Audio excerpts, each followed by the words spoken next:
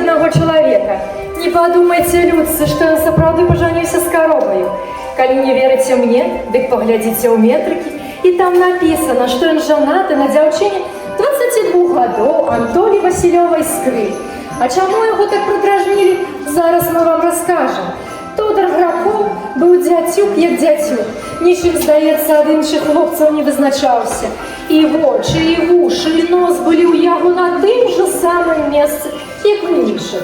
Тільки драв він гэты свой нос у гору, ды надто мусить високо, бо ён не раз чув, як дівчата говорили. Ось у Тодора нос ты и фига не достанешь. А нос же, як что доброе, табакерка деда Шалца. Кому же драть нос, як не Тодору? Где он же у батьки один? По волоке поля 5 коров. Одна тільки Стефка Базильова знала Тодора інакшим і зовсім не таким ризиковним, як ён був звичайно. Ён умів так моцно обнімати, і його вусни так приємно казатали у Стефки під носиком, що й налічила його чуть не лепшим за усіх у світі. І ось батьки Тодора порішили, що його пора женить. А однойчі в неділю, коли Тодор прийшов з гулянки і сів поужинать, маті повела на його свою опаку. Где же ты пропадал ты всю ночь? Гулял. Гулял ён. Это подумать, девки нават и есть и не дадут. Ты б, може, лився уже, послухай. Я уже не дужая, а треба молодые руки. Привел бы молодицу у хату. Я и сам уже об этом думал. Во, бач, як добра. Теперь же самая пора и веселье справлять. И час вольный, и скоромного есть. Вон паршучка закололи, колбасы висять. А улетку уже працы не будет, там уже часу не будет полягать. А кого ж ты думаешь брать? Ну так вот, Стефку Базилеву хочу брать.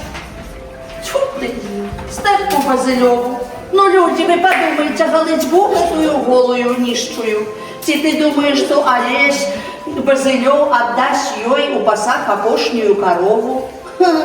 А сама Стефка, у яе ж ні куфара нема, ні у куфары нема. Ты колькі той дзяўчыны, боже, Господи! Ты чё умихаешь?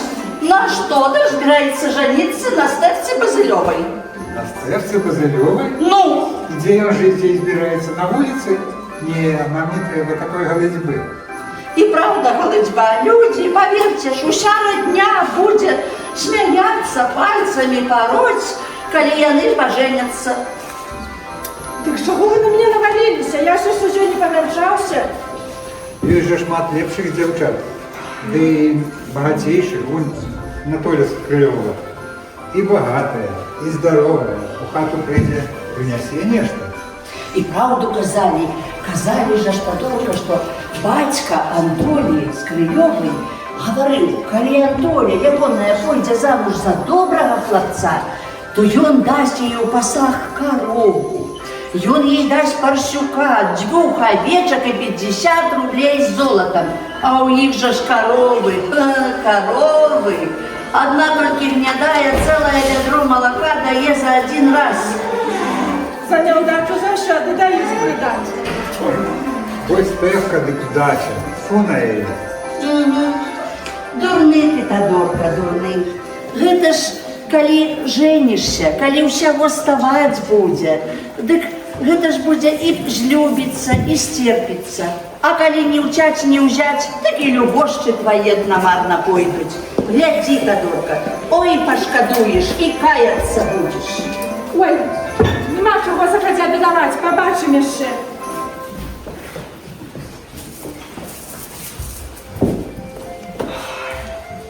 Може і правди кажуть батьки, яны ж уже век прожили, лепш про гэта ўсе любошчы ведаюць.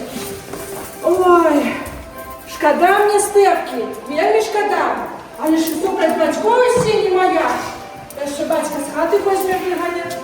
А не, дык, ну і грызціся з бацькамі же ж неяк непрыемна. У наступную суботу у Скрылёвых под окном было полно народу, а найбольш кабет.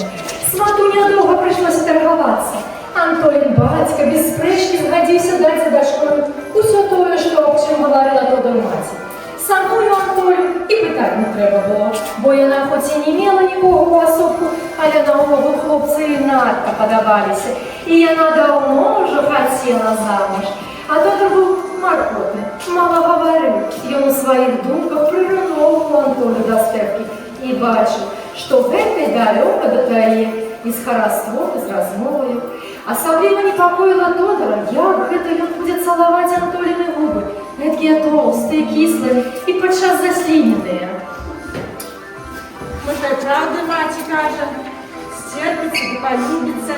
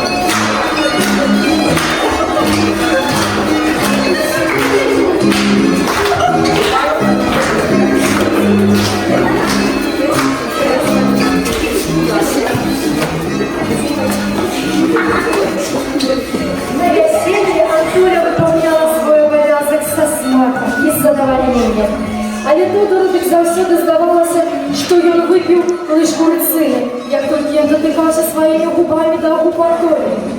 З першых жа дзён пасля вяселля маладая прыйшла сям'і да густу трактора. Наша ж нейка не здаватліва, не там зачыніць, там абярне, там разаб'е, або зробіць зусім не тое, што ёй загадвалі. Неяк адзін раз бацька стаў угаворваць Тодора. Чаму ён не вучыць жонкі, каб яна уважліве адносілася да таго, што робіць? Не буду я так яе вучыць, і не моя яна жонка. Ты ўзяў за мяне скрылёную святую карову, а гэту кабету так, у носа